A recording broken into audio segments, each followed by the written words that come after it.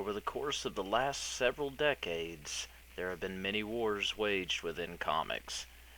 Wars fought, logged, and cataloged for us to go back and enjoy reading about.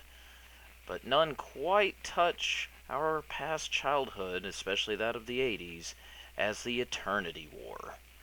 I'm your host, The Power Trip, and this week the next issue we face is He-Man. This little venture starts off in 2012 when DC Comics, of all companies, decided to start a fresh new take on He-Man and the Masters of the Universe.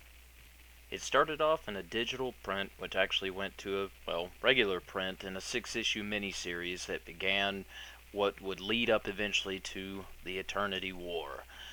And this is not your kids' cartoon from the 80s, ladies and gentlemen. This is a fresh new take that, mind you, has been absolutely an amazing read. What starts off in the 6-issue miniseries, which, by the way, spoiler alert now, so letting you know that, leads to Skeletor finally taking over Castle Grayskull, and before he gets run back out of the castle, manages to kill the sorceress. This turn was also very successful and led to another 18-issue miniseries, slightly longer this time, actually going over a course of a year, of He-Man and the Masters of the Universe, which saw the introduction of Hordak's Horde and army, the attempted resurrection, and I guess you could say torch being passed down of the sorceress, and overall this led up to the new re-imaged version of the origin story of She-Ra.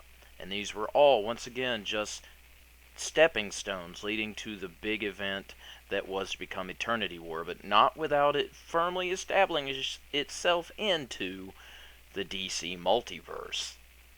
That's right, the Masters of the Universe came up against the Masters of the DC Universe, and this was the New 52 universe, so don't get excited. None of the pre-New 52 universe characters were facing off against He-Man and the like, which is probably the reason why we got to see Superman once again get his clock clean like he does so often nowadays in the New 52. But this was definitely a very good battle. This wasn't like some of the times where you see a company crossover, especially since it was within the same company. We got to see some good matchups as well as some decent follow-ups here, as Skeletor and a second bad guy from DC, of course, team up to become the main villains here overall, and we get to see the Masters of the Universe and the Justice League spar a little bit. This led to Skeletor eventually being sent back to his parallel universe, which actually, within Eternity War, you get to see a little bit of that fun trip, and it alludes to the grander scheme of the new multiverse within the New 52, and touches base on a few fun little elements from past iterations of He-Man.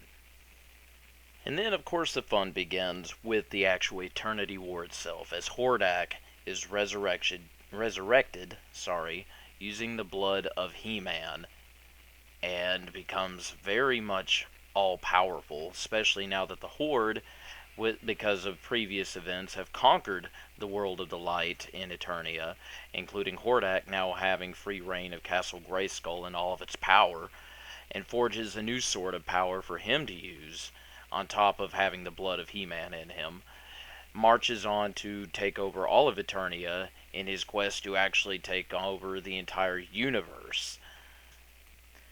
Now, without wanting to spoil too much here, actually I don't want to spoil anything, but I do feel like there's a few things I need to touch base on here that will really give you a good example of what you're stepping into with this storyline, with this book even. In the fact of, at one point, He-Man and She-Ra both have to split up and take on separate battles to defeat Hordak, which, mind you, the Eternity War storyline, as far as I know, is officially done, but I'm only touching base on the first half for right now, just at least for this week's issue. Next week's issue will be a whole different thing. Anyway, though, to give you an idea here, at one point, She-Ra and Hordak come to blows under Hordak's new power, and it does not fare well at all for She-Ra. and at one point even getting completely run through. And if it wasn't for Skeletor showing up and teleporting She-Ra away for reasons I'm not going to mention right this second, but also stealing away a certain power source that everybody's after at that point, She-Ra would have died. Now, this actually gave her the chance to use her Sword of Protection, which can heal her, but if it had not been for Skeletor getting her away from there, that would not have happened. And this is kind of, once again, like I mentioned, that chance to let you know this is not what you grew up with. There are references to the cartoon series. At one point in Eternity War, Skeletor references the ending to the DC Universe versus Masters of the Universe, where John Constantine and another hero end up teleporting him back across the multiverse. But before he actually made it back to where he was supposed to be at, he touched base with several other versions of the He-Man universe, including, like I said, you get to see it referenced. He witnesses the 80s cartoon version of himself, and even the action figure version of himself, as funny as that is. But this definitely establishes that the He-Man universe itself is within the New 52 DC universe now, which could lead up to some more fun storylines later on. We'll just have to see, but picking up the first volume of this series has really blown me away. I was a fan growing up whenever I was a child of the He-Man cartoon, and with the new books coming out, I was kind of nervous, which is why I picked up the volume and not the separate comics at the time.